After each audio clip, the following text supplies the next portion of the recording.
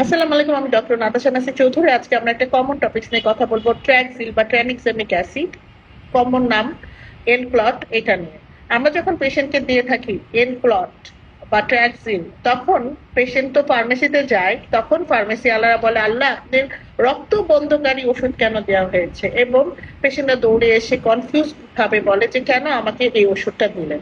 ট্র্যাক্সিল বা tranexamic acid, এটার অনেকগুলো প্রপার্টি আছে। যেমন একটা নাপা, আমরা মাথা ব্যথাতে খাই, জ্বর হলেও খাই, অথবা দেখা যায় শরীরে কোনো মানে ম্যাচ ম্যাচ করছে সেক্ষেত্রেও খাই। তার ন্যাপা তো হচ্ছে বিভিন্ন ক্যাটাগরিতে কাজ করে।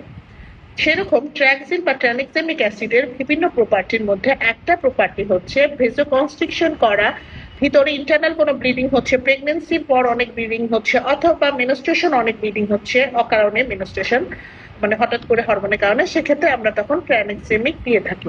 এমন মেস্তা বা মুখে দাগ হলে আমাদের ওরা অতিরিক্ত মেলানিন প্রোডাকশন হয়, মুখে দাগগুলো বেড়ে যায় বা ব্রণের দাগগুলো হয়ে থাকে, সেক্ষেত্রে ট্র্যাক্সিল বা tranexamic acid plasmid synthesis inhibit করে, যেটা কিনা মেলানিন তৈরিতে একটা রোল প্লে করে।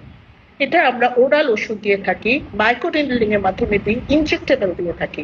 অনেক সময় দেখা যায় আমরা এখনকার যুগে গ্লুটাথিওনের মধ্যেও অ্যাড করা হচ্ছে।